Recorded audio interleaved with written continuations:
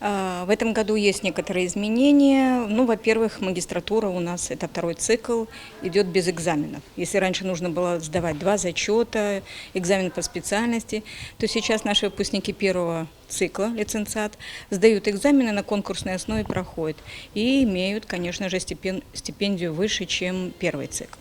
В этом году у нас новые 3 специальности. Это журналистика, информатика, история, география. Это специальности, которые, будем говорить, востребованы в нашем регионе. На журналистику, я думаю, должны прийти все те, которые работают в сфере СМИ, которые не имеют этой специальности как таковой в дипломах. И история и география у нас очень давно не набиралась.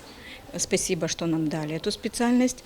Историков первых набирала еще Мария Васильевна Маруневич, одну группу мы выпускали, и потом как-то не было потребности. Сейчас преподаватели у нас в школах, естественно, что кто-то на пенсию уходит, и нужно молодые кадры пополнять. Ну и информатика – это самая востребованная специальность сейчас во всех вузах. Очень большие конкурсы идут на эту специальность. Вы знаете, что без технологий информационных жизнь невозможна.